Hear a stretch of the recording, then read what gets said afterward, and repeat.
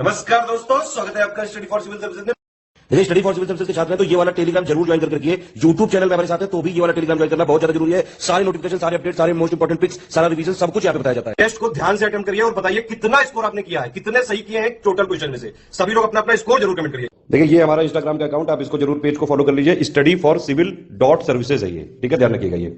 और इसमें देखिए, अगर आप यहाँ देखेंगे हाईलाइट्स में हम लोग यहाँ पे पूरा के पूरे पिक्स एक साथ दे देते हैं जो आप कभी भी देख सकते हैं। बाकी हमारे स्टोरी पे कई सारे हम यहाँ पे डेली डालते रहते हैं। स्टोरी के लिए इस पे क्लिक करेंगे तो डेली की डेली स्टोरी रहेगी। स्टोरी लेकिन जो होती है वो 24 घंटे के लिए होती है, लेकिन हम उसको इसलिए हाईलाइट में कर देते हैं ताकि आप लोग जो है इसमें अगर एक साथ सारी किसी पीडीएफ की पिक्स देखना चाहें तो आप यहाँ देख सकते हैं। दोस्तों, समीक्षा अधिकारी के प्रीलिम्स एग्जामिनेशन के लिए ये हिंदी का full length mock test paper number 2 है और इससे पहले हमने मॉक टेस्ट पेपर नंबर 1 को देखा था। 60 प्रश्न थे टोटल, वैसा ही यहाँ भी है, लेकिन प्रश्न नए हैं। प्रश्नों का स्तर थोड़ा सा ऊंचा रखा गया है आयोग के प्रश्न पत्र की तुलना में, और ऐसा इसलिए किया गया है ताकि आप एक बेहतर अभ्यास कर सकें। अभ्यास थोड़ा कठिन ही होता है और जो असली युद्ध या असली चीज़ होती है वो थोड़ी सी सरल होती है। वो सरल लगेगी अगर आप कठिन अभ्यास करके जाएंगे, और ऐसा आपको करना चाहिए। तो चलिए बिना देर किए, बिना समय गंवाए शुरू करते हैं। पहला प्रश्न, यहाँ से विलोम शब्दों से शुरुआत होती है। 10-10 प्रश्नों में ये बटा हुआ सेगमेंट है। पहला प्रश्न आप देख रहे हैं, इसमें कहा गया कि अनाजी, सवाक और अनुक्त, ये 3 शब्द दिए हुए हैं, इनके आपको विलोम त्रयी खोजनी है। विलोम युग्म नहीं, युग्म का मतलब तो 2 चीज़ें हो जाएगा, यहाँ पर 3 चीज़ें हैं तो इसको त्रयी कहा जा सकता है। कुल मिलाकर इन तीनों का विलोम आपको तलाशना है। तो नीचे विकल्प दिया हुआ है सनाजी, वाक और उक्त। इसे जरा सा बड़ा कर सकते हैं, आराम से दिखाई दे, देखिए। सनाजी, वाक और उक्त दिया है, फलाहारी, वाक और उक्त दिया है, फलाहारी, अवाक और नुक्त दिया है। इसके बाद नीचे दिया है कि कोई भी सत्य नहीं। अनाजी का मतलब क्या होता है? जो अनाज खाकर जीवित रहे या अनाज के ऊपर अपना भरण पोषण करे उसको अनाजी कहेंगे। सवाक का मतलब क्या होता है? तो सवाक उसको कहा जाता है जो बोलता चालता व्यक्ति हो, मतलब अच्छा खासा बोलता हो, अर्थात वाचाल या मुखर कह सकते हैं। और अनुक्त का मतलब, देखिए, उक्त का अर्थ होता है जो कहा गया हो, कही गई बात को कहा जाता है कि उक्त, ठीक। अब यहाँ पर अनुक्त का मतलब होगा जो न कहा गया हो, मतलब जिसे कथन के रूप में न ढाला गया हो, ये इसका मतलब है। तो इसका अपोजिट यानी विलोम आपको खोजना था, और इसका जो सही उत्तर है वो हो जाएगा घ वाला, कोई भी सत्य नहीं है। घ का यहाँ तात्पर्य डी से है, कोई भी सत्य नहीं है, क्योंकि कोई भी पेयर ऐसा नहीं है जिसमें कि तीनों एक साथ सही दिए हो। अनाजी यानी अनाज खाकर जिंदा रहने वाला, तो इसका हो जाएगा फलाहारी। तो फलाहारी दिया तो है, लेकिन उसके साथ बाकी जो है, जैसे सवाक, अब सवाक का मतलब है बोलता चालता व्यक्ति अर्थात मुखर, तो इसका विलोम क्या होगा? जिसकी बोलती बंद हो गई हो तो उसको क्या कहते हैं? अवाक कहते हैं। तो यहाँ दिया है, ठीक है, अवाक। अब इसके बाद अनुक्त यानी जो उक्त न हो, तो उसके लिए नुक्त शब्द जो है वो काम नहीं करेगा, उसकी जगह होना चाहिए था उक्त। तो यहाँ कोई भी पेयर ऐसा नहीं है जो कि सही ना हो, माफ कीजिएगा, कोई भी पेयर ऐसा नहीं है जो कि सही हो, और इसलिए आगे चलते हैं। इसका डी वाला हमने चुना। इसके बाद दूसरे नंबर के प्रश्न को देखते हैं। प्रत्यक्ष का विलोम आपको देखना है। प्रत्यक्ष का मतलब क्या होता है? जो चीज़ आंखों के सामने है, आपके सामने है, सम्मुख है, दिख रही है आपको, वो प्रत्यक्ष है। तो इसका विलोम क्या हो सकता है? वैसे तो आप जानते हैं कि ये परोक्ष होता है, यहाँ अ नहीं रहेगा, अ को हटा दीजिए, परोक्ष होता है, ठीक। यहाँ अ को हटा देंगे तभी सही रहेगा, और बाकी जो है उन पर विचार करिए। गुप्त दिया है और प्रच्छन्न दिया है।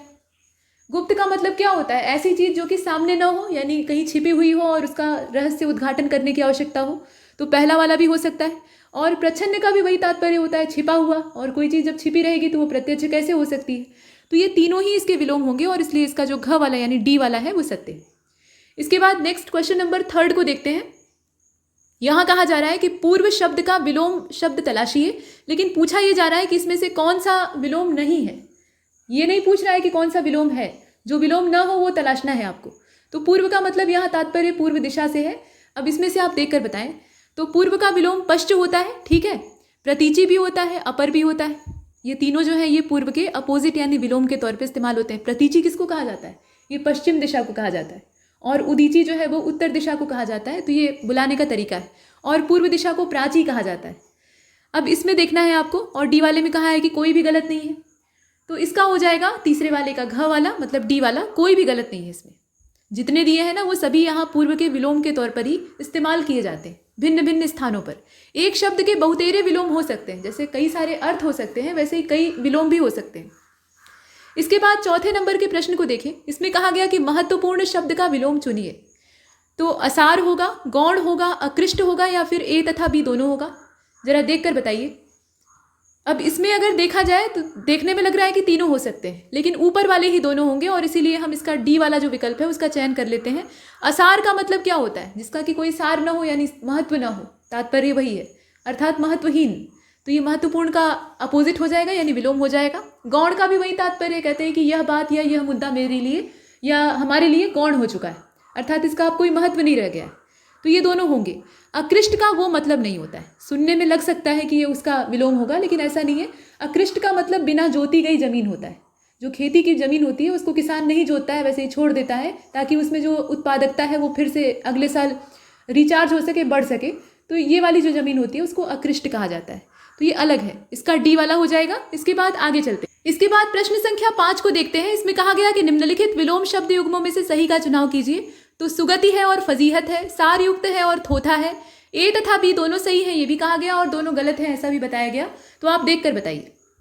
और ये जो 5वां प्रश्न है इसका ग वाला हो जाएगा, मतलब सी वाला इसका सही है, ए तथा बी दोनों सही। सुगति और फजीहत, ठीक, सुगति का मतलब क्या होता है? अच्छी गति यानी अच्छा समय या अच्छी अवस्था, और फजीहत का मतलब होता है दुर्दिन या बुरी अवस्था, ठीक, तो ये विलोम हो जाएंगे। सार युक्त अर्थात जिसका कि महत्व हो, सारांश जिसके अंदर हो, जो महत्वपूर्ण हो, तो उसका इसमें थोथा लिखा हुआ है, थोथे का मतलब होता है खोखला, जिसके अंदर कोई चीज़ ना हो, कोई महत्व की चीज़ ना हो, उसको कहा जाता है। तो इसका सी वाला सही है। इसके बाद 6वें नंबर के प्रश्न को देखते हैं। यहाँ देखें, स्थानापन्न और निर्भ्रांत शब्द दिए हुए हैं। इन दोनों शब्दों के लिए शब्द युग्म आपको विलोम का खोजना है। तो स्थानच्युत हो जाएगा और उद्भ्रांत हो जाएगा, एवजी हो जाएगा और भ्रांत हो जाएगा, कार्यवाहक हो जाएगा और संभ्रांत हो जाएगा, या फिर सभी असत्य है ऐसा भी हम चुन सकते हैं। तो ये जो 6वां है इसका घ वाला ही होगा, अर्थात डी वाला, सभी असत्य है। स्थानापन्न का मतलब क्या होता है? जो अपने स्थान से आपन्न हो गया हो यानी विपन्न कर दिया गया हो, हटा दिया गया हो। और निर्भ्रांत का मतलब ये होता है कि जिसके अंदर कोई भ्रांति ना हो, यानी वो भ्रम से मुक्त हो, निर्द्वंद हो, ऐसे व्यक्ति को कहा जाता है। अब इसी का अपोजिट आपको खोजना था।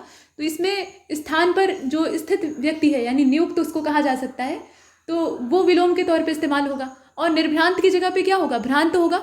निर्भ्रांत अर्थात भ्रांति से रहित, तो उसका भ्रांत हो जाएगा। तो भ्रांत तो बहुत जगह दिया है लेकिन नियुक्त शब्द जो है वो नहीं दिया है, बल्कि उसकी बजाय एवजी दे रखा है जो कि इसका समानार्थी है। कार्यवाहक का मतलब भी क्षणिक रूप से काम करने वाला व्यक्ति होता है। तो ये सभी इसमें गलत। इसके बाद 7वें नंबर के प्रश्न को देखते हैं। यहाँ देखिए, कहा गया कि जिस प्रकार से बोधगम्य शब्द का विलोम गूढ़ और दुरूह हो सकता है। बोधगम्य का मतलब क्या होता है? समझने में जो चीज़ आसान हो, जिसका कि बोध सरलता से किया जा सके, उसको बोधगम्य कहते हैं। तो उसका विलोम हो जाएगा गूढ़ और दुरूह, यानी जो कठिन हो। गूढ़ मतलब गहरा और दुरूह मतलब जिसको कि जानना कठिन हो, इस प्रकार का। वैसे ही पूछा जा रहा है कि अहलदा जो शब्द दिया है, अलहदा शब्द है, अलहदा शब्द के 2 विलोम आपको खोजने हैं। एक शब्द के अनेकों विलोम हो सकते हैं, इसलिए यहाँ पर 2 पूछा गया है आपसे। तो इसके लिए आपको अलहदा का मतलब पता होना चाहिए। फिलहाल इसमें देखिए, जुड़ा और लगाव दिया है, बेदाग और निष्कलंक दिया है, जुड़ा और संबद्ध दिया है, सख्त और कड़ा दिया है। और ये जो 7वां प्रश्न है इसका सही उत्तर हो जाएगा सी वाला, जुड़ा और संबद्ध। अलहदा का मतलब क्या होता है? अलग थलग, कटा हुआ सभी से, जिसको कि एकदम अलग कर दिया गया हो, जैसे कि आइसोलेशन में व्यक्तियों को रखा जाता है, तो वो अलहदा हो जाएगा, ठीक। और उसी से जुड़ा हुआ सी वाला है, मतलब इसके विलोम के तौर पे। इसके बाद आगे चलते हैं।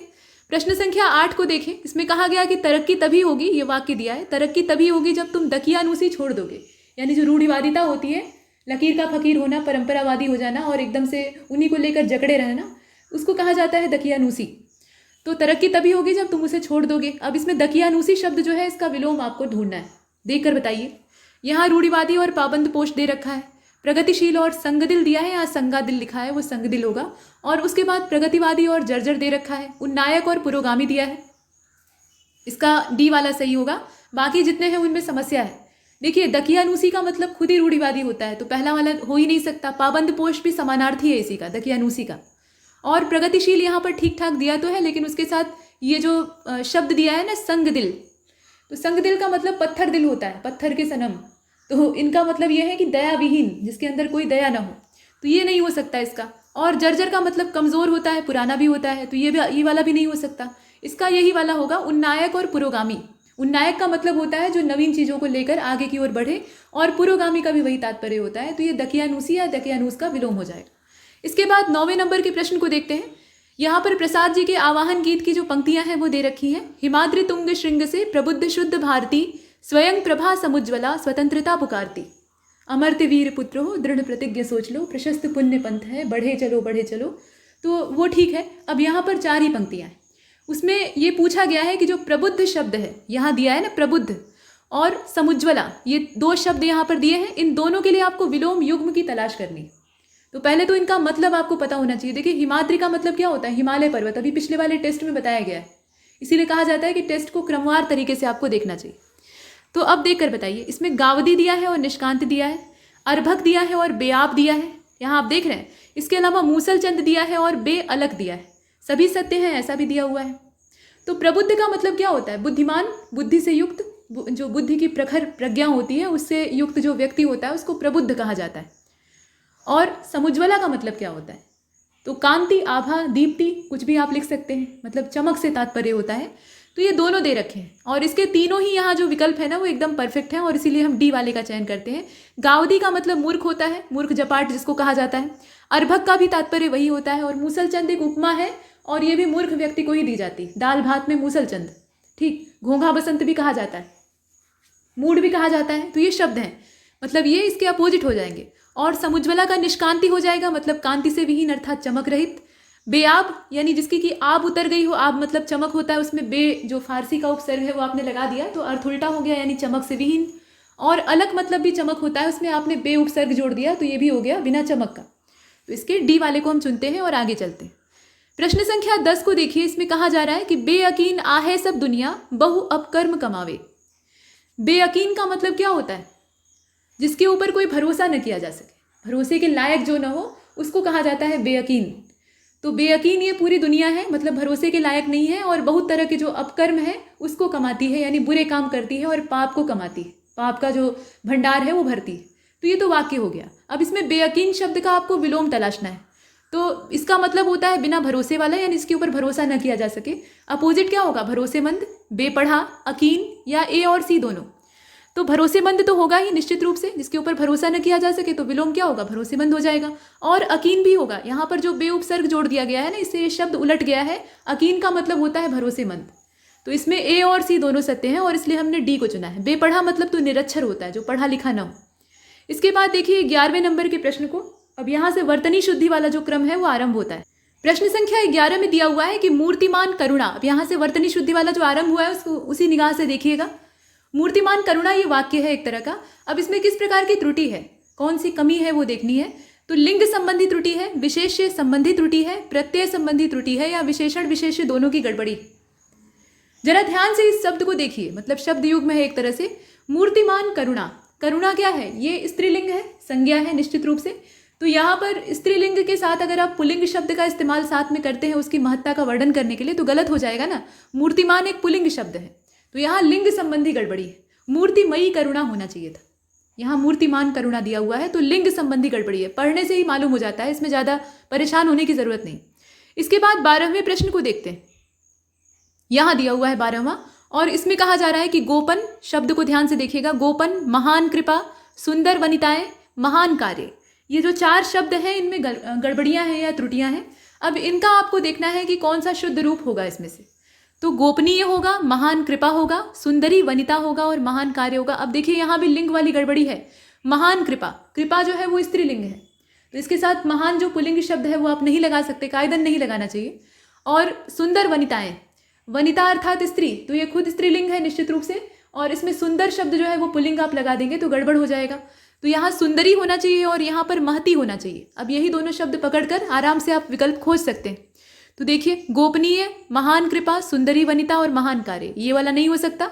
अब इसके बाद इसे देखिए, गोपन, महती कृपा, सुंदरी वनिताएं, महान कार्य, ठीक है, ये वाला हो सकता है, अभी चुना नहीं है इसे।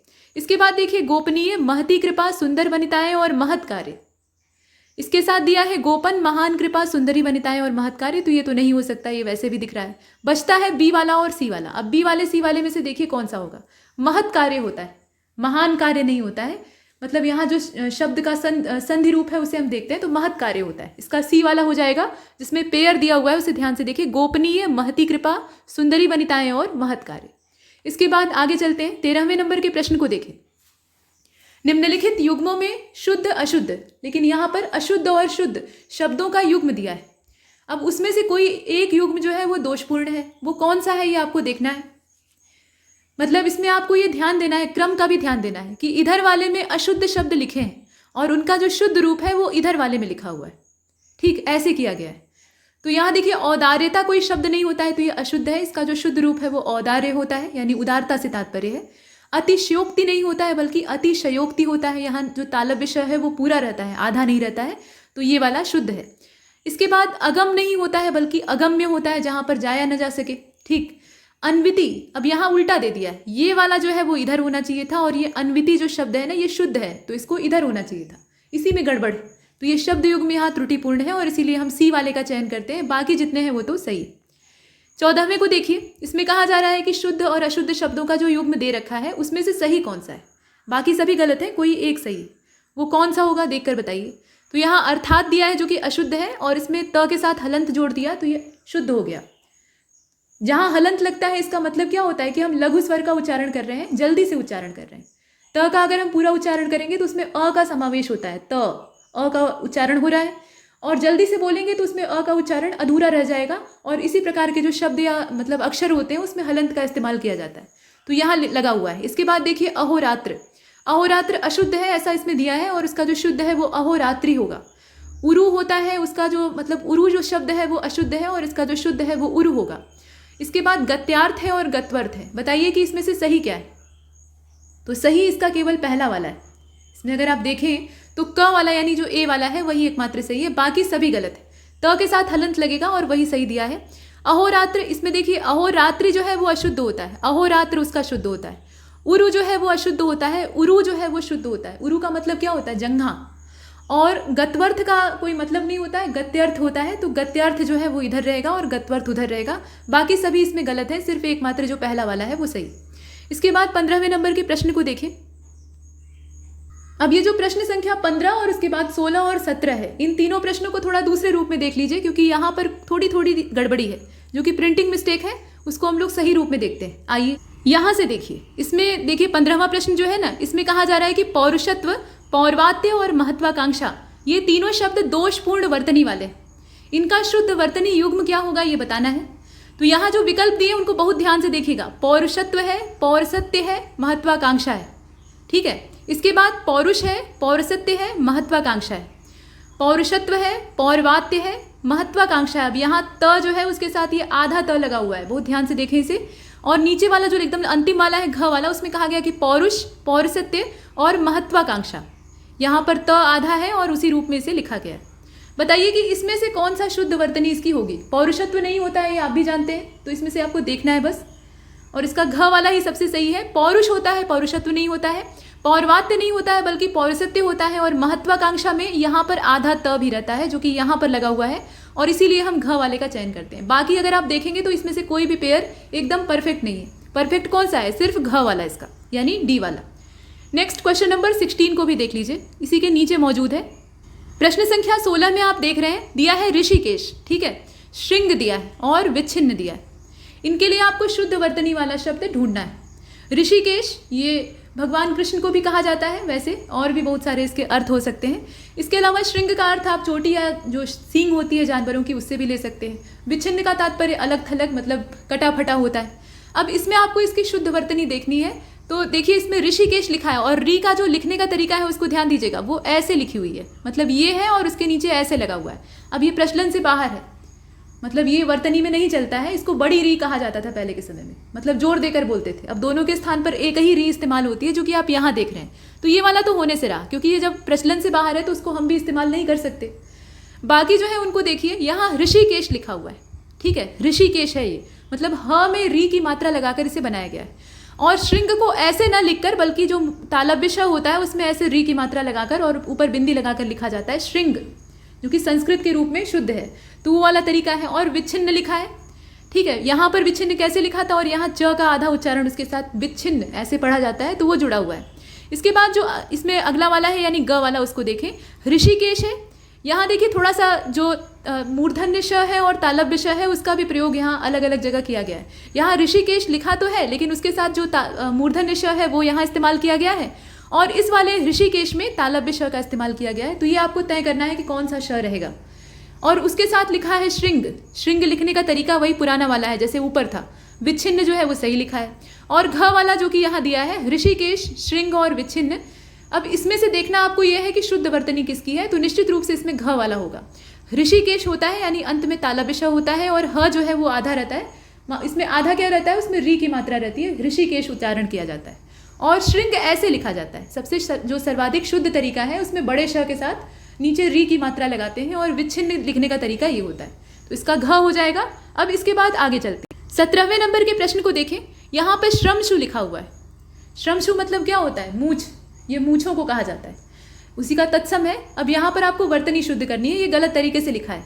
सही तरीका क्या होता है, तो श्रमश्रु होता है मतलब जहाँ छोटा सा है उसकी जगह पे ताला बिशा इस्तेमाल करेंगे, या फिर श्रमश्रु होता है इस प्रकार से लिखा जाएगा, या श्रमश्रु होता है मतलब वही मात्रा छोटे ऊ की हो जाएगी, या श्रमश्रु इस प्रकार से लिखा जाएगा। तरीका क्या होगा इसमें से देखकर बताइए। और इसका जो सही तरीका है वो ये वाला है, ऐसे लिखा जाएगा। आधा इसमें श रहेगा, उसके बाद म रहेगा, और ये जो है ये इस प्रकार से इसमें घुमा रहेगा, मतलब जो छोटे ऊ की मात्रा है वो लिखी जाएगी। इसका तात्पर्य क्या होता है, मूछें।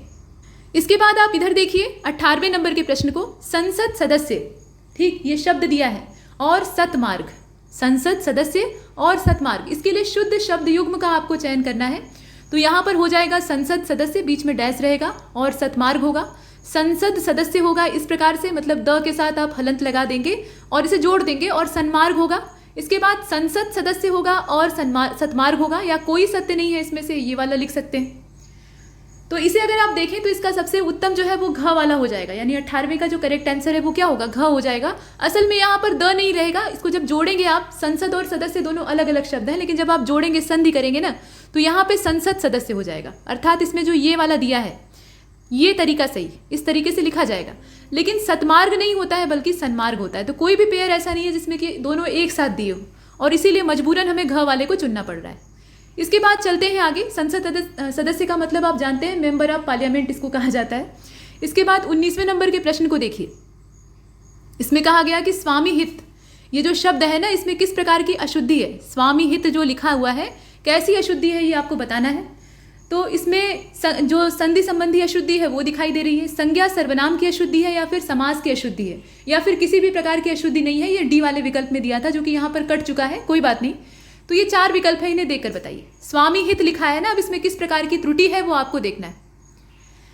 और इसका 19वें का जो राइट आंसर है वो इसमें से हो जाएगा ग वाला। इसमें समास की त्रुटि है, जोड़ने में गड़बड़ हुई है। समास में हम लोग क्या करते हैं, संक्षेपण करते हैं, तो वो जोड़ने में इसमें समस्या हुई।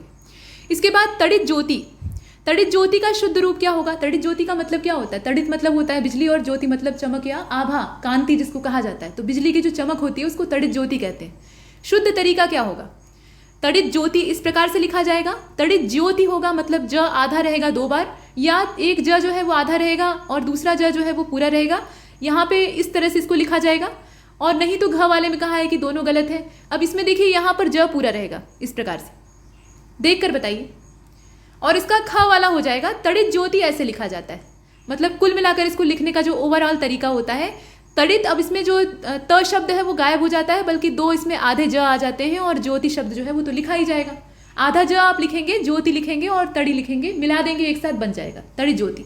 आगे बढ़ते हैं। प्रश्न संख्या 21 से आप देख रहे हैं, यहाँ पर अब वाक्यांश के लिए एक शब्द वाला काम शुरू हो चुका है। घोड़े के मुंह पर लगाया जाने वाला ढांचा, ठीक है, जिसके दोनों ओर चमड़े के तस्मे बंधे रहते हैं। तस्मे का मतलब यहाँ पे किन चीज़ों से है वो आपको पता होना चाहिए। तो कुल मिलाकर ये वाक्य है। अब इसका शाब्दिक अर्थ क्या होता है, यानी इसको एक शब्द में कहना हो तो आप क्या कहेंगे, रकाब कहेंगे, लगाम कहेंगे, वल्गा कहेंगे, या फिर बी और सी दोनों कहेंगे। घोड़े के ऊपर आप लगाम लगाते हैं ना, और लगाम लगाते हैं फिर उसकी जो दोनों छोर होते हैं उसको पकड़कर घोड़े को चलाते हैं, नहीं तो घोड़ा जो है वो बेलगाम होकर कूदने लगेगा और आपको घायल कर देगा। तो ये वाला है। अब इसमें बताइए कि शब्द कौन सा होगा, इसमें से कौन सा इस्तेमाल करें। देखिए 21वें का जो राइट आंसर है वो इसमें से हो जाएगा, ध्यान से पहले देख लीजिए, बी और सी दोनों। लगाम भी होगा और वल्गा भी होगा, दोनों का मतलब एक ही होता है। लगाम शब्द जो है ये विदेशी है, मतलब अरबी फारसी से लिया गया है, और वल्गा जो है वो शुद्ध संस्कृत का शब्द है। दोनों का तात्पर्य वही होता है, जो घोड़े को नियंत्रित करने के लिए खींचा जाने वाला एक तरह का फीता होता है, वो चमड़े से बना हुआ होता है, चमड़े के उसमें तस्मे बंधे रहते हैं। आगे बढ़ते हैं, क्वेश्चन नंबर 22 को देखते हैं। 22वां प्रश्न यहाँ पर छिपा हुआ है, और इसमें कहा जा रहा है कि पासे के दांव पर चौसर बिछाकर खेला गया जो खेल होता है उसको क्या कहा जाता है?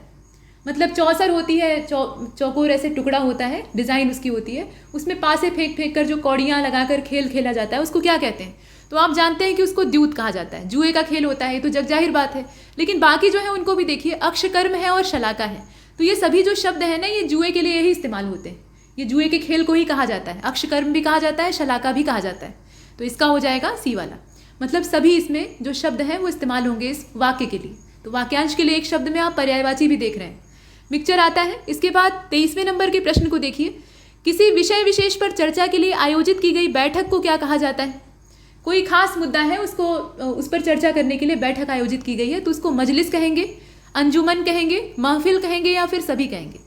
मतलब उस महफिल या उस जो सभा है उसका कुछ खास उद्देश्य है, बिना उस उद्देश्य के उसको ऑर्गेनाइज नहीं किया गया है, तो उसको क्या कहा जाएगा? और 23वें नंबर का ये जो प्रश्न है, वाक्यांश यहाँ पर दे रखा है, ये वाक्यांश ही है आपका। उसके लिए आपको एक शब्द इसमें से ढूंढना है। तो 23वें का जो राइट आंसर है वो घ यानी डी वाला हो जाएगा। इसमें जितने हैं वो सभी, मजलिस भी कहा जाता है, अंजुमन भी कहा जाता है और महफिल भी कहा जाता है, जिसमें कि कोई खास एक मुद्दा होता है, उसी पर चर्चा होती है, एक तरह के लोग इकट्ठे होते हैं। इसके बाद 24वें नंबर के प्रश्न को देखें। अलग से रखा हुआ विशिष्ट पद अथवा खाद्य, इसके लिए एक शब्द आपको इसमें से चुनना है। तो वो मखसूस कहा जाता है, पृथककृत कहा जाता है, खास कहा जाता है या फिर दोनों कहा जाता है। अलग से रखा हुआ विशिष्ट पद या खाद्य। तो देखिए, पृथककृत का मतलब तो ये होता है ना कि उसको एकदम से आपने अलग थलग कर दिया, एकदम से बाहर कर दिया। वो विशेष रूप से रखा है या नहीं इसकी कोई पहचान नहीं। लेकिन अलग से रखा हुआ कोई विशिष्ट चीज़ है जो कि आपको छांट कर रखा गया है। कहते हैं ना कि इसमें से छांट लीजिए, आपके काम की जो चीज़ है उसको छांट लीजिए। तो वो चीज़ें जो आप अलग करते हैं उसको मखसूस कहते हैं और खास कहते हैं। खास चीज़ है, कहते हैं ना खास चीज़ है, तो उसी का जो दूसरा मतलब है वो मखसूस होता है। ए और सी दोनों इसमें सत्य हैं। इसके बाद 25वें नंबर के प्रश्न को देखें। जिसका शरीर भौतिक रूप से मौजूद ना हो, ठीक है, मतलब भौतिक रूप से वो उपस्थित ना हो शरीर के साथ, तो उसको क्या कहेंगे? अशरीरी कहेंगे, विधाता कहेंगे, विदेही कहेंगे या फिर सभी सत्य है ऐसा कहेंगे। 25वां, और इसका हो जाएगा घ वाला। ये जो शब्द आप देख रहे हैं ना, अशरीरी, तो साफ साफ दिखाई दे रहा है कि उसका कोई शरीर नहीं, तो सीधी बात है कि वो तो होगा ही। विधाता का भी मतलब वही होता है, यहाँ जो धात उसकी है अर्थात जो देह है वो मौजूद नहीं है, उससे रहित है, तो वो विधाता है। मतलब परमात्मा जो है वो कैसे है? निराकार है, उनका कोई शरीर नहीं। और विदेही, विदेही मतलब जिसकी कि कोई देह न हो, तो इसमें तीनों ही सत्य हैं। इसके बाद अगले प्रश्न को देखते हैं। मतलब 26वां, यहाँ वाक्यांश दे रखा है कि ऐसा व्यक्ति जिसका मस्तक हाथी के सिर के समान तथा केशविहीन हो। मतलब हाथी के सिर पर बाल होते हैं क्या? रोए होते हैं, बाल नहीं होते हैं। तो हाथी के सिर के समान उसका जो मस्तक है वो एकदम चिकना हो और डिज़ाइन भी वैसा हो, तो उसको क्या नाम दिया जाएगा? उसको कुंजर ललाट कहा जाएगा। कुंजर हाथी को कहा जाता है। मतंग मौली कहा जाएगा, मतंग जो है वो हाथी को कहा जाता है। घटोत्कच कहा जाएगा या फिर गजकेशिन कहा जाएगा, तो उसको कहेंगे घटोत्कच। ठीक है, घटोत्कच जो शब्द है इसका शाब्दिक अर्थ यही होता है कि हाथी के सिर के समान केशविहीन मस्तक वाला जो व्यक्ति। तो हिडिंबा और भीम का जो पुत्र था घटोत्कच, वो जनजात गंजा पैदा हुआ, जैसे बच्चे सभी पैदा होते हैं, लेकिन वो आगे भी मतलब उसकी जो युवावस्था थी या बाद का समय था उसमें भी वो उसके सिर पर एक भी बाल नहीं आते, तो वो उसके लिए घटोत्कच जो नाम है वो इस्तेमाल किया जाता है। इसके बाद अगले प्रश्न को देखते हैं। प्रश्न संख्या 27, दुश्शला, इस शब्द का वास्तविक अर्थ क्या है? मतलब ये शब्द दे दिया है, अब इसके लिए वाक्य आपको खोजना है। तो ऐसा व्यक्ति जिसे कि साधना दुष्कर हो, दु उपसर्ग लगता है तो इसका मतलब है कि वहाँ पर समस्याएं पैदा होती हैं, मतलब वो चीज़ आसान नहीं रह जाती। कहते हैं ना दुस्सह दुख हो रहा है, यानी सहने योग्य दुख नहीं है, कठिन है, उसको सहना मुश्किल है। दुर्गम में है, यानी वहाँ जाना बहुत मुश्किल है, असंभव नहीं है लेकिन मुश्किल है। तो वैसे ही यहाँ पे दु उपसर्ग लग गया है, अर्थात कोई ना कोई कठिनाई तो है ही है। तो ऐसा व्यक्ति जिसे कि साधना दुष्कर हो, ऐसी स्त्री जो कि सरलता से क्लांत न हो सके, क्लांत का मतलब थकाई न जा सके, और ऐसी स्त्री जिसका कि शील हरण दुरूह हो, मतलब उसका बलात्कार आराम से न किया जा सके, और एक ओढ़ने वाला परिधान, तो ओढ़ने वाले परिधान को दुशाला कहा जाता है, दुश्शला नहीं कहा जाता है, यहाँ ध्यान दीजिएगा। और इसका हो जाएगा बी वाला। ऐसी स्त्री जो कि सरलता से क्लांत न हो सके, मतलब न थकने वाली महिला, आसानी से न थके, उसको कहेंगे दुश्शला। इसके बाद आगे चलते हैं, क्वेश्चन नंबर 28 और 28वें में कहा गया कि वैकर्तन, ये जो शब्द है इसके लिए आप वाक्यांश ढूंढिए। वैकर्तन एक शब्द है, अब इसका आपको अर्थ अर्थात वाक्य बताना है। तो महारथी कर्ण का ये उपनाम है एक। सूर्य के तेज से उत्पन्न को वैकर्तन कहा जाता है, सूर्य से संबंधित चीज को वैकर्तन कहा जाता है, या सभी सत्य हैं। तो इसका डी हो जाएगा, सभी सत्य हैं। इसमें जितने इसमें दे रखे हैं ना वाक्य, वो सभी इससे ताल्लुक रखते हैं, वैकर्तन का ये तात्पर्य।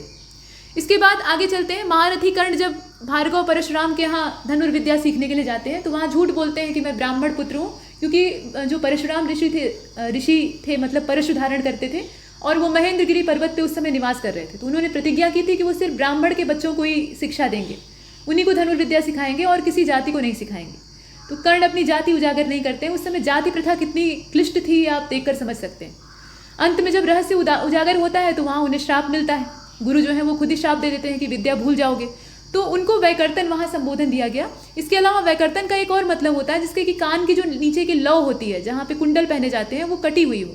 तो जब कर्ण परशुराम के यहाँ जाते हैं तो उससे पहले ही उन्होंने अपना कवच कुंडल दान दे दिया था, तभी वहाँ पर जो कीड़ा उन्हें काटता है वो जांघ में छेद हो जाता है और रक्त बहता है। अगर कवच रहता तो वो रक्त नहीं बहता।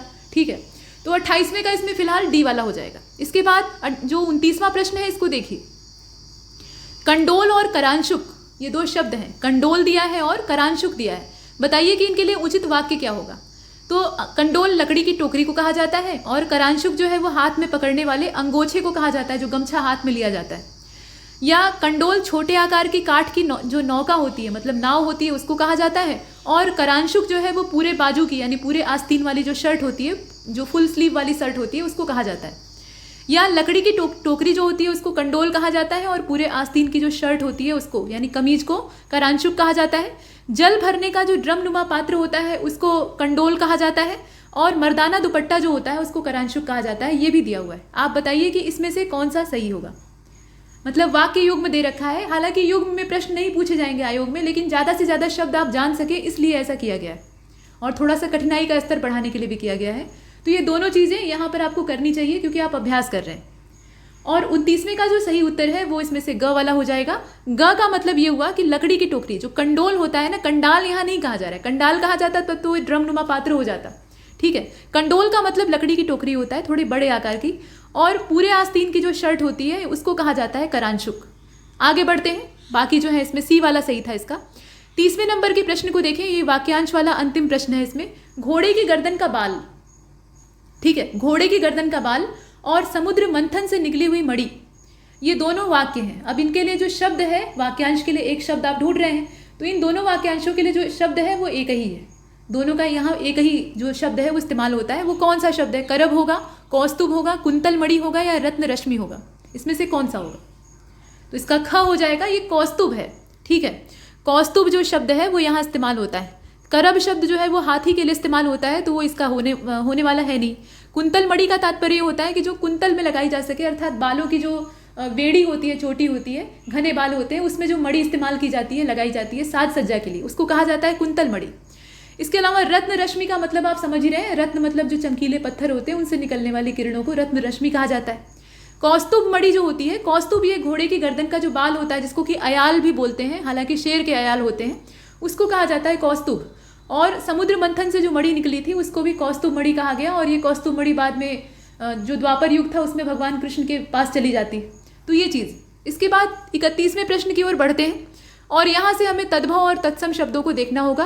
तो पूछा ये जा रहा है, पहले दिया हुआ है, करेले का जूस मधुमेह की अचूक दवा है। ठीक है, ये सभी लोग जानते हैं। अब इसमें पूछा ये गया है कि जो करेला शब्द है, सब्जी में करेला, ये शायद ही बहुत कम लोगों को पसंद होता है, कड़वाहट इसकी इतनी ज़्यादा होती। तो इसका तत्सम रूप क्या होगा? ये तो तद्भव ही है, जग जाहिर बात है। कारुवेल कहा जाता है, कारुवेली कहा जाता है, कारुवेल्ली कहा जाता है या फिर कारुवेल्ल कहा जाता है। बहुत बारीक अंतर है इसमें।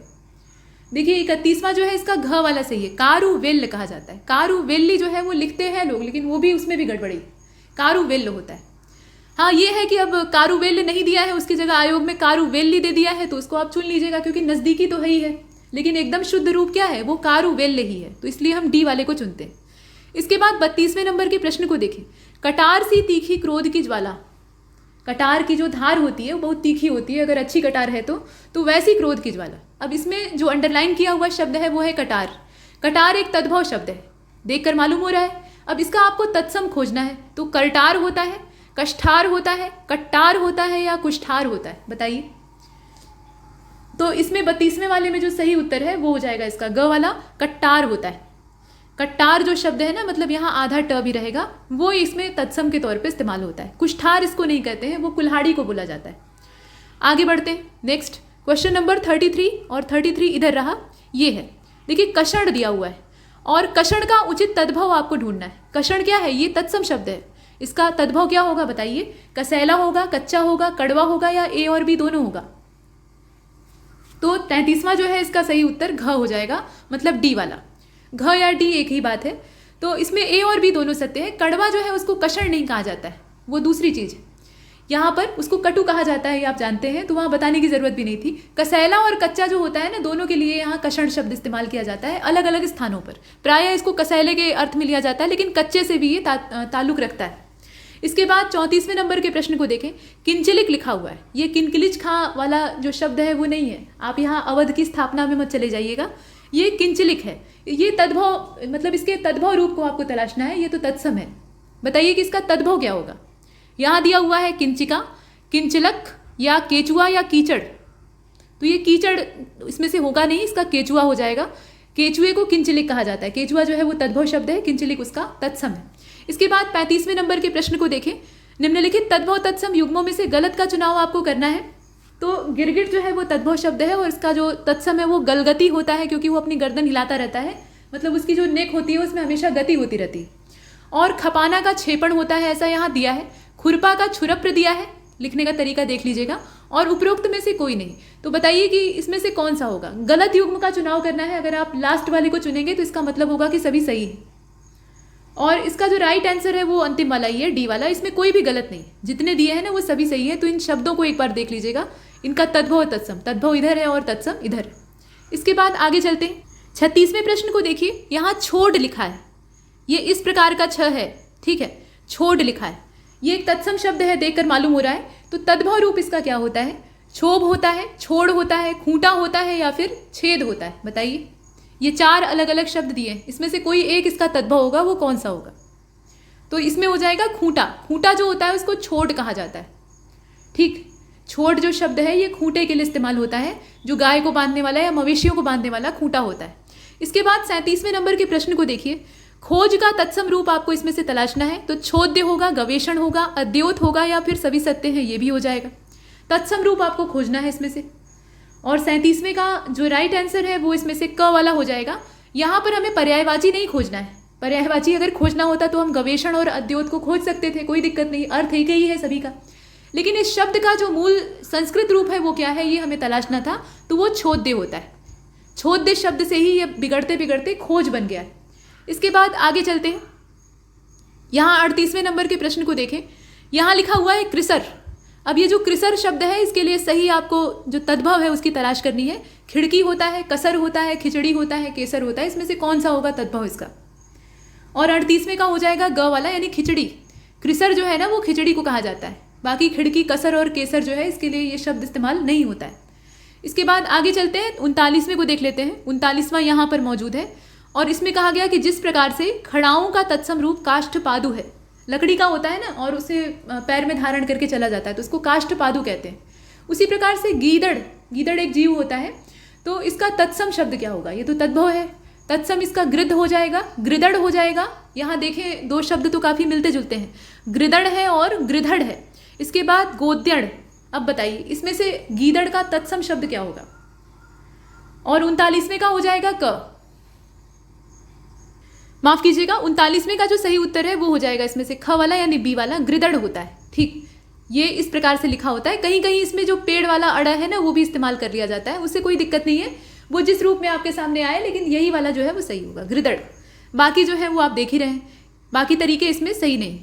जो 40वें नंबर का प्रश्न है अंतिम तद्भव तत्सम का, उसे देखिए। गैरिक और घर्म, गैरिक और घर्म ये तत्सम शब्द हैं। अब इनका आपको तद्भव रूप तलाशना है। तो गोरस और घाटी होगा, गेरू और घर्षण होगा, गेरू और घाम यानी धूप होगा, या ए और बी दोनों होगा? इसमें से देख कर बताइए। तो 40वें का हो जाएगा ग वाला, गेरू और घाम। घाम का मतलब धूप। गेरू जो होती है उसको गैरिक कहा जाता है तत्सम रूप में, यानी संस्कृत में। और घर्म शब्द जो है ये घाम, मतलब घाम उसी का बिगड़ा रूप है और इसको हम लोग धूप कहते हैं। और वैसे तो आतप होता है, आतप मतलब धूप होता है, लेकिन उसका जो शुद्ध तत्सम रूप है वो घर्म होता है। तो सी वाला हमने चुना। इसके बाद आगे बढ़ते हैं। Question number 41। अब यहाँ से विशेषण विशेष आरंभ होता है और इसमें कहा गया है कि निम्नलिखित जो विशेषण विशेष युग्म है उसमें से आपको गलत का चयन करना है। तो ध्यान से देखिएगा। इसमें अंत्य दिया है और अंत दिया है, स्मार्त दिया है और स्मार्तक दिया है, संख्येय दिया है और सांख्यिक दिया है, बी और सी दोनों सत्य हैं ये भी कहा गया है। मतलब इसमें आपको गलत की तलाश करनी थी। और देखिए 41 जो है इसका राइट आंसर इसमें से घ वाला हो जाएगा। बी और सी दोनों गलत है। स्मार्त और स्मार्तक और संख्येय और सांख्यिक जो दिया है ना, ये दोनों यहाँ पर गलत है, बाकी सभी सही। असल में यहाँ पर विशेषण विशेष्य युग्मों की तलाश करनी थी और दे दिया है उल्टा। मतलब एक तो ये संख्येय और सांख्यिक जो है ये संख्या से बनने वाले विशेषण हैं दोनों, तो यहाँ दोनों के दोनों विशेषण दे दिए हैं, विशेष्य कुछ भी नहीं है, तो इसलिए सी वाला गलत है। और स्मार्त और स्मार्तक ये स्मृति से बना हुआ शब्द है ना, स्मार्त स्मृति जो है वो मूल शब्द है, तो यहाँ विशेष्य और विशेषण का तालमेल गड़बड़ हो गया है, तो बी और सी दोनों इसमें गलत है। पहला वाला सही है और इसका हम डी वाला चुनते हैं। इसके बाद 42वें नंबर के प्रश्न को देखिए। जिस प्रकार से गुरु शब्द से 3 विशेषण बनते हैं, एक विशेष्य से कई सारे विशेषण बन सकते हैं, और कई बार ऐसा होता है कि बहुत सारे विशेषण ऐसे होते हैं जो कि अकेले अगर आ जाते हैं तो वो विशेष्य बन जाते हैं, और वाक्य में प्रयुक्त होते हैं तो वो विशेषण बन जाते हैं, ऐसा भी होता है। तो यहाँ देखें गुरु के 3 विशेषण कौन कौन से हैं, गुरुत्व, गौरव और गुरुता। ये दिया है ना, ये 3 शब्द जो है ये गुरु से बनने वाले विशेषण। अब बताइए कि विधान के लिए जो विशेषण त्रयी बनेगी, मतलब विधान शब्द जो है ये विशेष्य है। अब इससे बनने वाली जो विशेषण की त्रयी है यानी 3 ठे विशेषण है वो कौन कौन से हैं, विधानवत है, वैधानिक है और विहित है, वैधान है, वैदिति है और विधानास्पद है, विहित है, वैधानिक है और विधान सज्ज है, और उपरोक्त सभी। बताइए देखिए 42 जो है इसका राइट आंसर ग हो जाएगा। इसमें बाकी शब्द जो है वो गढ़े गए। जैसे विधानवत कोई शब्द नहीं होता है, बल्कि उसकी जगह वैधानिक होता है, वैधानिक शब्द है, विधानवत कोई शब्द नहीं। अपनी मर्जी से अगर जो शब्द इसमें गढ़े जाएंगे तो वो सही नहीं माने जाएंगे, क्योंकि उनकी रचना में त्रुटि होगी। इसके बाद वैधान कोई शब्द नहीं होता है, वैदिति कोई शब्द नहीं होता है, विधानास्पद हो सकता है। इसका कुल मिलाकर सी वाला हो जाएगा। ये जो 42वां प्रश्न आप देख रहे हैं इसका सी वाला सही है। विहित, वैधानिक और विधान सज्ज, ये शब्द जो है यहाँ परफेक्ट हैं। विहित जो शब्द है ना ये विधान से ही बना हुआ है। इसके बाद आगे बढ़ते हैं। देखिए यहाँ पर अब 43वां प्रश्न जो है इसमें काव्य पंक्ति दी हुई है और विशेष्य आपको गिनकर बताने हैं कि कुल कितने होंगे। आयोग क्या करता है, वो एक पद्य पंक्ति की जगह पे गद्य पंक्ति आपको दे देगा और थोड़ी टेढ़ी पंक्ति रहेगी, उसमें से आपको विशेषण छांटना होगा। तो यहाँ से अगर आप छांटे रहेंगे तो वहाँ दिक्कत नहीं होगी। कुल मिलाकर इसमें आपको ये पहचानना होगा कि संज्ञा कौन सी है, क्रिया कौन सी है, विशेषण कौन सा है। इस प्रकार से समर शेष है नहीं पाप का भागी केवल व्याध, जो तटस्थ है समय लिखेगा उनका भी अपराध। तटस्थ रहना भी पाप से कम नहीं होता है, रामधारी सिंह दिनकर की कविता है। अब इसमें आपको देखना है, क्या देखना है, विशेष्य कितने हैं वो बताइए। तो गिन लीजिए इसमें विशेष्य कितने हैं और नीचे विकल्प में संख्याएं दे रखी हैं। तो इसे अगर देखा जाए तो इसमें जो शब्द हैं, समर जो है वो संज्ञा शब्द है ना, तो ये विशेष्य हो गया, विशेष्य ही हमें चाहिए, पहला विशेष्य मिल गया। उसी प्रकार से आप देखें शेष, शेष क्या है, वो विशेषण है। इसके बाद नहीं शब्द जो है वो भी विशेषण है, क्रिया विशेषण इसको कहा जाता है। पाप ये शब्द क्या है, ये भी विशेषण है। पाप जो है वो एक गुण है, तो गुणवाचक विशेषण हो गया। इसके बाद की जो है यहाँ जोड़ने के लिए इस्तेमाल हो ही रहा है। भागी शब्द जो है वो भी विशेषण है, मतलब उसका भागीदार। केवल, केवल शब्द भी विशेषण है, ठीक है, यहाँ भागी भी विशेषण है और केवल भी विशेषण है। व्याध शब्द जो है वो संज्ञा है, मतलब यहाँ पे समर जो था वो संज्ञा था, ठीक है, और उसके बाद जो अगला हमें संज्ञा शब्द मिला है वो व्याध मिला है। दो यहाँ पर विशेष्य मिल गए। इसके बाद आगे चलें तो जो शब्द जो है ये सर्वनाम है, मतलब किसी संज्ञा के स्थान पे प्रयुक्त हुआ है, तो ये आपका विशेष्य हो गया। जो संज्ञा और सर्वनाम शब्द होते हैं वो विशेष्य होते हैं। इसके बाद समय, ठीक है, समय से पहले यहाँ तटस्थ लिखा है, तो तटस्थ एक विशेषण है, तट की ओर स्थित, मतलब तट के उस पार स्थित, तो ये विशेषता है और ये विशेषण के तौर पे इस्तेमाल होगा, तो इसको जाने देते हैं। समय लिखेगा उनका भी अपराध, तो समय जो है वो संज्ञा शब्द है, उसको गोला बना लेते हैं। इसके बाद लिखेगा, लिखेगा एक क्रिया है, लिखना एक क्रिया होती है, आप जानते हैं। उनका भी अपराध, उनका एक सर्वनाम, मतलब सार्वनामिक यहाँ पे शब्द है, तो ये सर्वनाम के तौर पे विशेष्य हो जाएगा। अपराध जो है वो भी संज्ञा है। अब गिन लीजिए इसमें कितने विशेष्य हैं, तो 3 3 6, और इसलिए इसका जो करेक्ट आंसर है वो इसमें से ए वाला हो जाएगा। इसे हमने देखा। इसके बाद आगे चलते हैं। अगर विशेषण गिनने के लिए रहेगा तो जो बचे हैं उसमें से आप देख लीजिएगा। क्वेश्चन नंबर 42 आराम से इसमें पहचाना जा सकता है, जरा सा आपको प्रैक्टिस करनी पड़ेगी बस। इसके बाद 44वें नंबर के प्रश्न को देखिए। प्रश्न संख्या 44 यहाँ पर है। ये पंक्तियाँ हैं रामधारी सिंह दिनकर के ही एक काव्य की, मतलब परशुराम की प्रतीक्षा के नाम से एक लंबी काव्य है, तो उसमें से ये उठाया गया है। हम मान गए जब क्रांतिकाल होता है, सारी लपटों का रंग लाल होता है, जागृत पौरुष प्रज्वलित ज्वाल होता है, शूरत्व नहीं कोमल कराल होता है। कराल मतलब क्या होता है, भयंकर या डरावना। तो शूरत्व यानी जो बहादुरी, वीरता है, शौर्य है, वो कभी भी कोमल नहीं होता है, उसमें भयावह रूप होता है, वो भयानक होता है। इसमें दिया हुआ है। अब आप ये बताइए कि इसमें से विशेषण कितने हैं। पीछे तो हमने विशेष्य गिने थे, अब यहाँ गिनना है विशेषण, तो इसे बहुत आराम से देखिएगा और बताइए। तो देखिए इसके एक एक शब्द को देखकर चलते हैं। यहाँ पर हम जो है वो सर्वनाम है, ठीक है, किसी संज्ञा के स्थान पे प्रयुक्त हुआ है तो ये सर्वनाम हो गया, ये विशेषण हो गया, तो ये हमारे काम का नहीं है। इसके बाद मान गए जो शब्द है ये क्रिया के लिए इस्तेमाल हो रहा है, ठीक है, लेकिन यहाँ पर क्रिया विशेषण के तौर पे लिया जा सकता है, लेकिन चूंकि दोनों अलग अलग करके दिए गए, एक में नहीं दिया है तो इसको क्रिया के रूप में ही देखेंगे और छोड़ देंगे। इसके बाद जब शब्द जो है ये न तो विशेषण है न विशेष्य है, ये अव्यय है, इसको अव्यय कहा जाता है, तो इसको भी छोड़ देते हैं। इसके बाद क्रांतिकाल क्या है, ये संज्ञा है, होता है एक क्रिया है, इसको भी जाने देते हैं। इसके बाद सारी लपटों का रंग लाल होता है, सारी शब्द क्या है, ये विशेषण है। चलिए पहला विशेषण मिला। वैसे कायदे से यहाँ पे मान गए जो शब्द है ना उसमें भी क्रिया विशेषण हम लोग लगा सकते थे, लेकिन इसमें ऐसा नहीं करेंगे, शुद्ध जो विशेषण है उसकी पहचान करेंगे। इसके बाद लपट जो है वो संज्ञा है, यानी वो विशेष्य हो जाएगा। का यहाँ पे कारक के तौर पे इस्तेमाल हुआ है। रंग जो है वो संज्ञा है। लाल जो है ये गुणवाचक विशेषण है, एक और विशेषण मिल गया। जागृत पौरुष प्रज्वलित ज्वाल होता है। जागृत एक विशेषण है, जागने की अवस्था को कहा जाता है विशेषण। पौरुष भी विशेषण है, ये आपको मिला, 4 विशेषण हो गए। प्रज्वलित भी विशेषण है। और ज्वाल शब्द जो है ये ज्वाला से बना हुआ है, ज्वाला स्त्रीलिंग होता है, ज्वाल का मतलब पुल्लिंग यहाँ पे हो गया, दोनों का अर्थ एक ही है, आग की लपटें, तो वो विशेषण नहीं होगा, विशेष्य हो जाएगा, उसको छोड़ देते हैं। शूरत्व नहीं कोमल कराल होता है, मतलब यहाँ पे बहादुरी की बात की जा रही है, तो बहादुरी या वीरता जो है ये संज्ञा शब्द हो गया। नहीं कोमल कराल होता है, तो नहीं जो है वो क्रिया विशेषण है, ठीक है, नहीं जो है वो यहाँ पे क्रिया विशेषण है, तो उसको चाहे तो आप ले सकते हैं, यहाँ पे मतलब गिना जा सकता है। उसके बाद कोमल और कराल शब्द दिया है, तो कोमल और कराल दोनों विशेषण है, दोनों विशेषता बता रहे हैं, गुणवाचक विशेषण है, तो इन दोनों को आप ले लेते हैं। अब इसी हिसाब से कर लेंगे तो इसका जो करेक्ट आंसर है 44वें का, वो इसमें से हो जाएगा ग वाला। 8 विशेषण है टोटल, ठीक। इसके बाद आगे चलते हैं, इसमें आप विशेष्य भी बहुत आराम से गिन सकते थे। 45वें को देखिए, सूर्य तेजस्वी है। उपरोक्त वाक्य में विशेषण किस अवस्था में है? विशेषण की भी अवस्था होती है ना, उत्तरावस्था होती है, मूलावस्था होती है, उत्तमावस्था होती है, तो वो आपको पता होना चाहिए। सूर्य तेजस्वी है, ठीक है, ये बता दिया गया, इसमें कोई तुलना नहीं की जा रही, ध्यान दीजिएगा, इसमें कोई तुलना नहीं, किसी चीज़ से कंपेयर नहीं किया जा रहा है, तो इसमें होगा क्या फिर? देखिए 45वें का हो जाएगा ग वाला, ये मूल अवस्था है, यहाँ पे मूल अवस्था में किसी भी वस्तु की कोई तुलना नहीं होती है। देखिए जब मूल अवस्था होती है तो एक ही चीज़ होती है और वो सर्वोपरि होती है, मतलब उसके बारे में बता दिया कि वो बहुत बढ़िया है। अब इसके बाद जो बीच की अवस्था होती है, यानी उसको आप कहते हैं कि उत्तरावस्था, तो उसमें ये कहते हैं कि ये चीज़ इससे बढ़िया है, लेकिन उसके बाद अंत में जो उत्तमावस्था होती है उसमें हम कह देते हैं कि ये वाली वस्तु सबसे बढ़िया है, इस प्रकार से। तो तुलना बाकी दोनों अवस्थाओं में होती है, लेकिन जहाँ तुलना न हो मूला अवस्था है, तो इसका सी वाला हो जाएगा। इसके बाद 46वें नंबर के प्रश्न को देखें, जिस विशेषण का प्रयोग विशेष्य से पहले होता है, वाक्य में जिस विशेषण का प्रयोग विशेष्य से पहले होता है उसको क्या कहते हैं? उसे विधेय विशेषण कहते हैं, प्रविशेषण कहते हैं, उद्देश्य विशेषण कहते हैं, या अनुवर्ती विशेषण कहते हैं? बताइए। तो 46 जो यहाँ दे रखा है इसका हो जाएगा उद्देश्य विशेषण, इसको जो सब्जेक्टिव एडजेक्टिव है वो कहा जाता है, यानी उद्देश्य विशेषण कहा जाता है। और अगर यहाँ बाद में होता है, विशेष्य के बाद में होता है, तो उसको फिर विधेय विशेषण कहेंगे। प्रविशेषण क्या होता है? जो विशेषण की विशेषता बताने वाले शब्द होते हैं उनको प्रविशेषण कहा जाता है। और अनुवर्ती का मतलब जो पीछे पीछे चलने वाला, तो ये कोई विशेषण होता नहीं है, गढ़ा गया है। इसके बाद 47 को देखें, महाराणा प्रताप बहादुर थे, बेशक वीरोत्तम थे। अब इसमें ये कहा गया है कि ये किस प्रकार का विशेषण है, जरा बताइए। इस वाक्य में कौन सा विशेषण इस्तेमाल हुआ है? ये विधेय विशेषण इस्तेमाल हुआ है, यहाँ गुणवाचक और नामवाचक विशेषण नहीं इस्तेमाल किया गया है। जो इनकी वैरायटी है उसको दूसरे ढंग से पूछा गया है।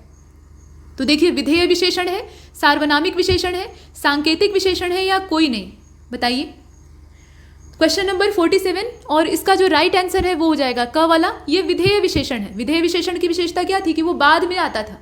तो यहाँ आप देखें कि क्रिया माफ कीजिएगा, जो कर्ता है वो पहले है, यानी विशेष्य पहले है और विशेषण उसके बाद। अगर विशेषण पहले हो जाता तो वो दूसरी चीज़ हो जाती, फिर उसका नाम बदल जाता। यहाँ विधेय विशेषण होगा। आगे चलते हैं। यहाँ देखें कहा गया कि किसी विशेषण और विशेष्य का संयोजन हो जाए, मतलब दोनों को संयोजित कर दिया जाए, तो फिर क्या बनेगा? दोनों को मिलाने से क्या बनेगा? रूढ़ युग्म बनेगा, प्रविशेषण बन जाएगा, समास बन जाएगा, या फिर क्रिया विशेषण बन जाएगा?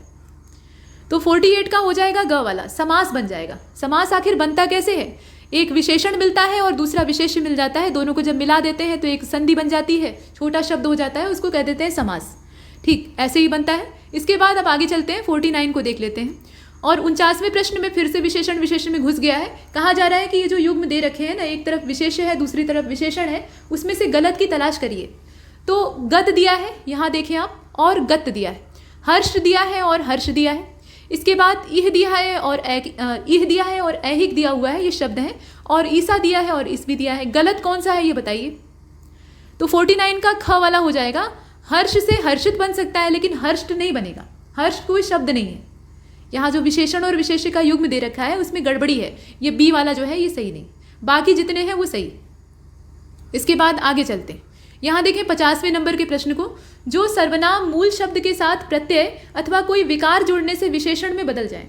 मतलब सर्वनाम है अर्थात वो विशेष्य है मूल रूप से, लेकिन उसमें हमने क्या किया, कोई विकार जोड़ दिया या मान लीजिए कोई प्रत्यय जोड़ दिया, कुछ नया उसमें ऐड कर दिया, तो उसके बाद वो विशेषण में कन्वर्ट हो गया।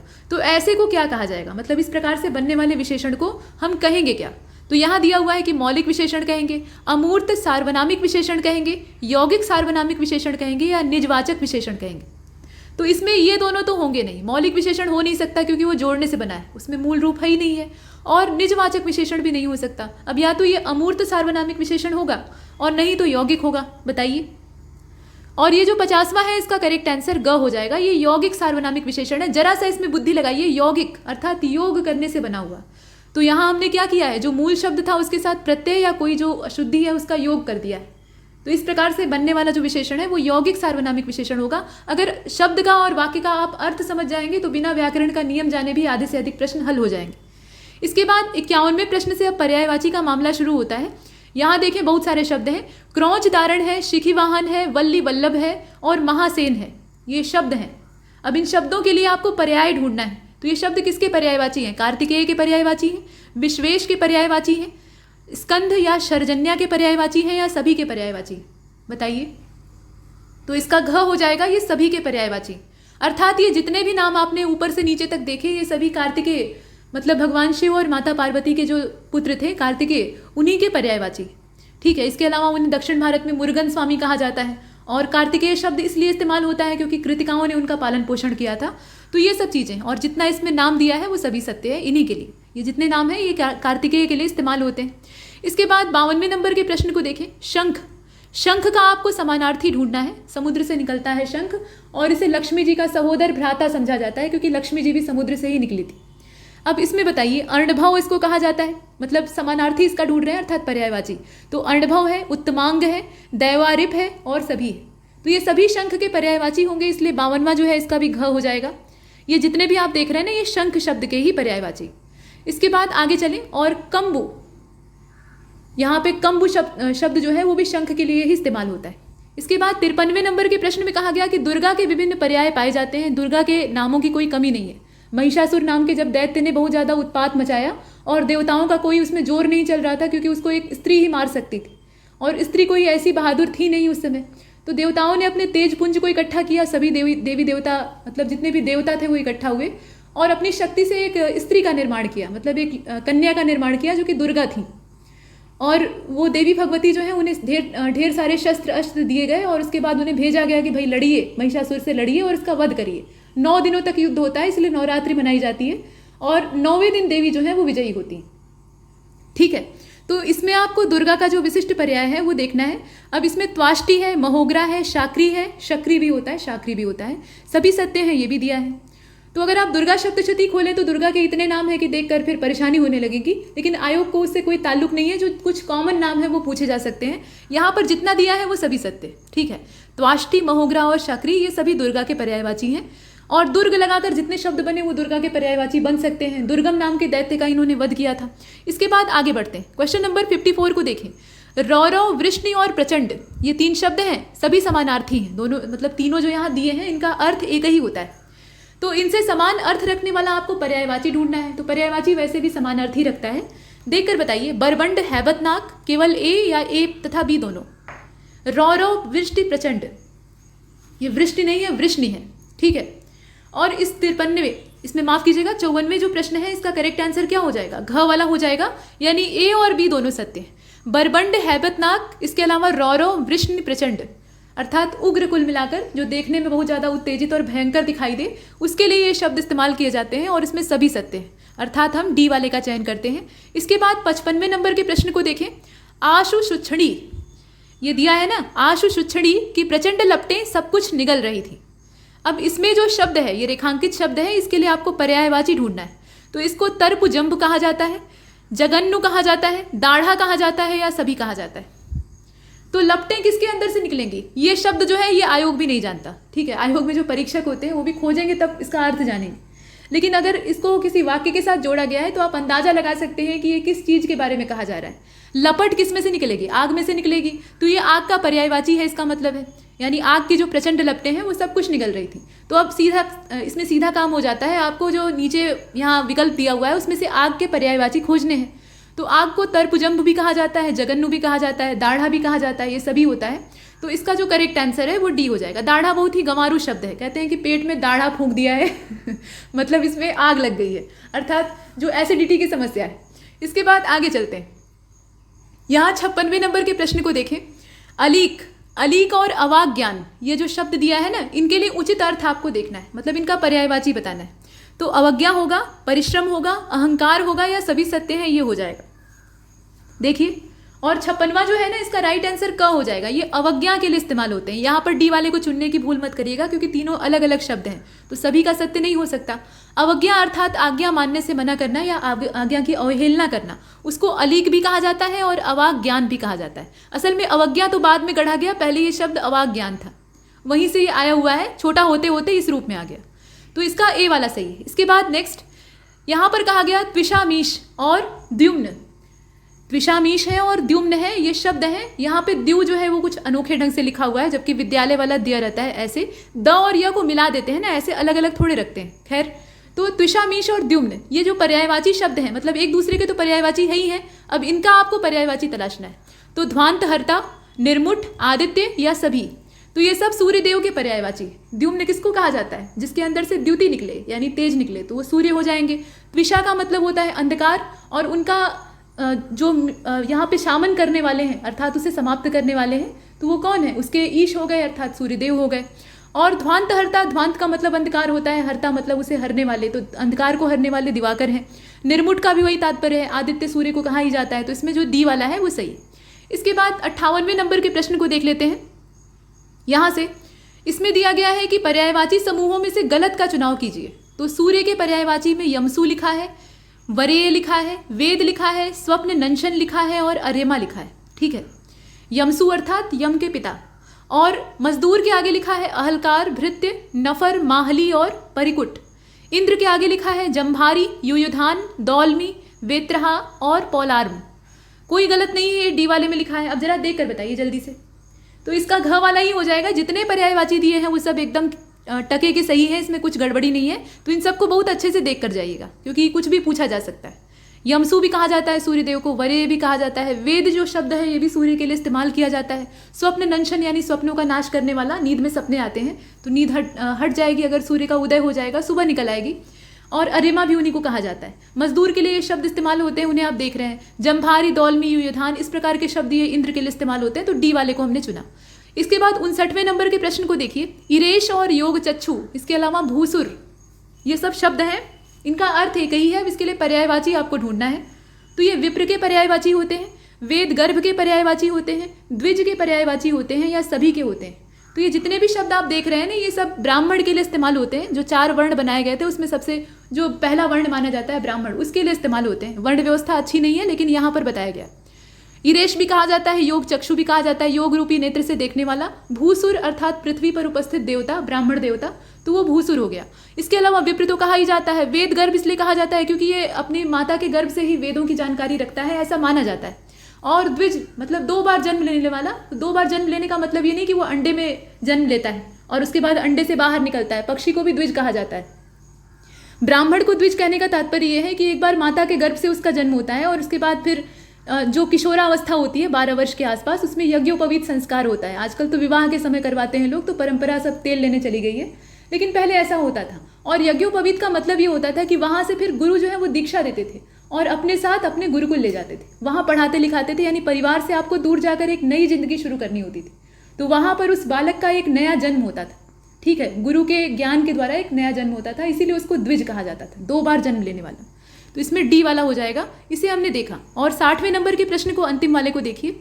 रणबीर चौकड़ी भर भर कर चेतक बन गया निराला था, राणा प्रताप के घोड़े से पड़ गया हवा का पाला था। चेतक स्वामी भक्त घोड़ा था और घोड़े स्वामी भक्त होते हैं। राणा प्रताप उससे अगाध प्रेम करते थे। जब उसकी मृत्यु होती है तो राणा प्रताप बहुत दुखी होते हैं। अब इसमें जो पंक्तियां हैं उसमें से घोड़े शब्द के नीचे अंडरलाइन किया हुआ है। पूरी पंक्ति से कोई खास लेना देना है नहीं, शब्द आपको देखना है। तो अंडरलाइन किया हुआ जो शब्द है उसके लिए आपको पर्यायवाची ढूंढना है। तारखी और तुरंग होता है, घोड़े का पर्यायवाची तारखी और तुरंग होता है। अर्घ और रेवंता होता है। वृखल और हयंद होता है, या सभी सत्य हैं। तो सभी सत्य हैं, इसमें जितने भी दिए हुए हैं सब घोड़े के यानी अश्व के पर्यायवाची। इस प्रकार से हमने देखा, घोटक भी कहा जाता है, बहुत सारे होते हैं। पर्यायवाची शब्दों की पूरी लंबी कतार है। तो यहाँ तक हमने इस मॉक टेस्ट को कंप्लीट किया है। ऐसे ही कई सारे टेस्ट आपको लगातार मिलते रहेंगे, लेकिन इसमें इतना है। और तब तक के लिए नमस्कार।